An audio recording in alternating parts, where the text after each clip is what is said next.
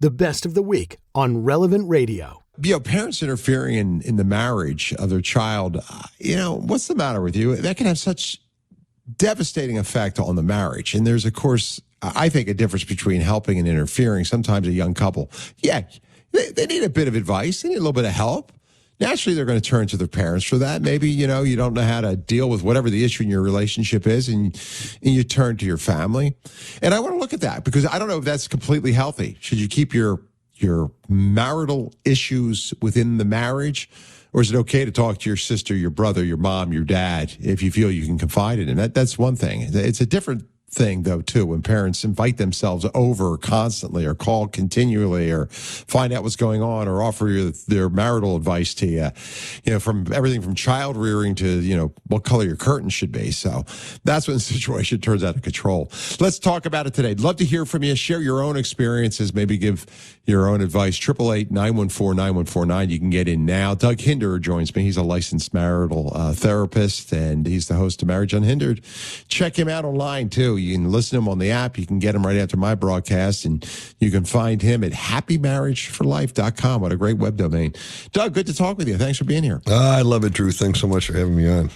So, this is kind of a unique story. I know some parents may not be happy with the choice that their child made for marriage, and that's a problem. But I don't know what you see within the practice. I know everything is confidential, but why do some parents insist on that kind of control in the lives of their children? I just can't imagine it being a healthy dynamic for their child's relationship. If you care about them, advice is good, but how do you balance staying out of the relationship, but at the same time shining light on it in a way that may help it? Well, it's a terrible thing, and it's a real defect on the part of the parents.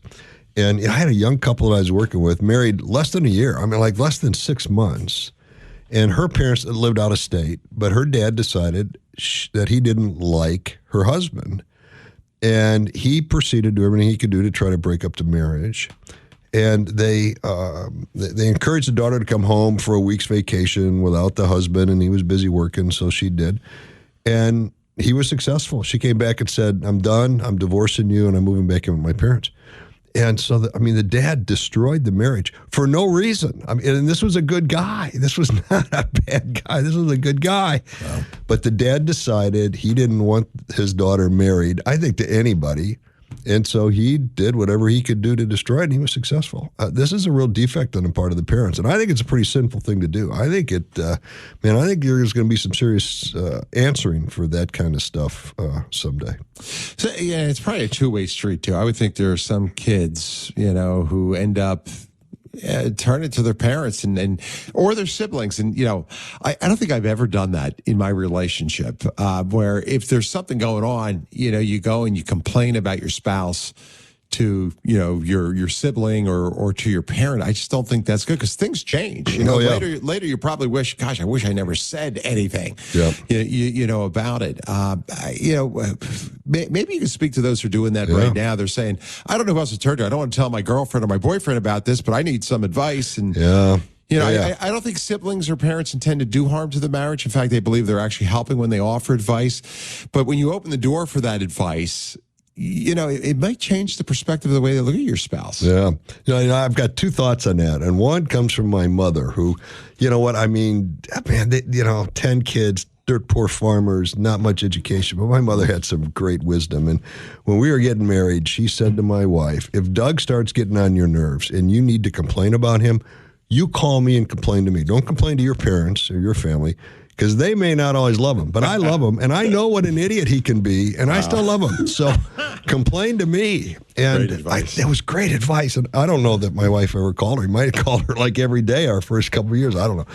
But, I think that's really good advice, number one. Number two, when you complain to your family or friends, right, about whatever your spouse is doing, and then you guys fix it, right? You come see me, you come see the therapist, whatever, you work through it, you fix it.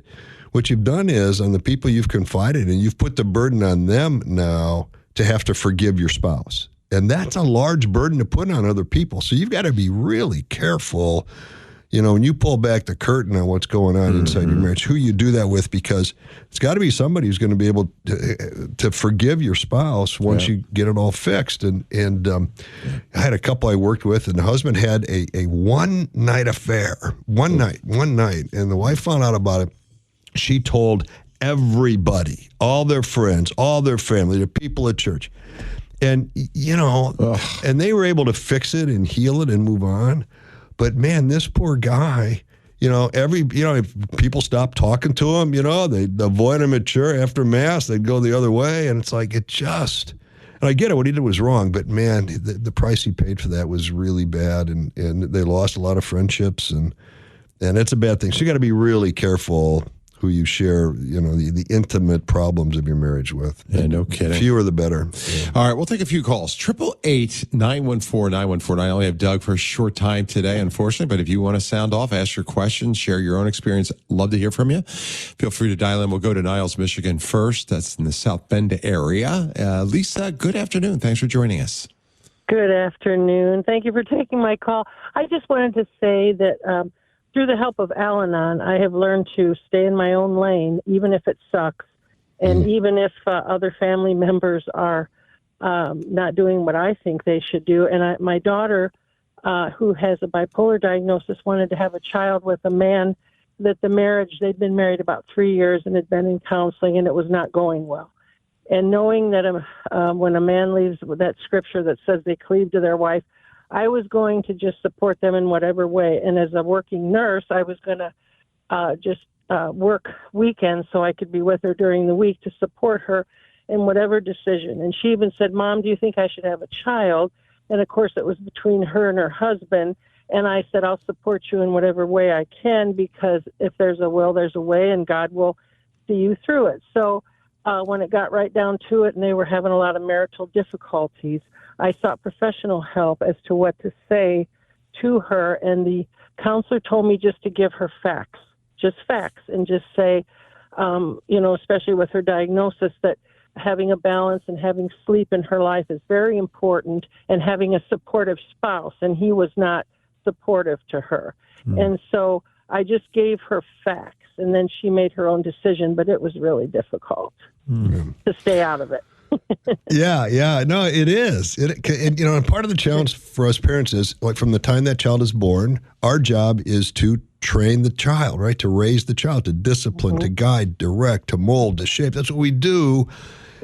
But we've got to do less and less and less of it as they get older and older and older. And when they're adults, we got to stop doing it. And it's hard because we've been doing it for 21 years. Now we got to turn it off. So it's a tough thing. Yeah.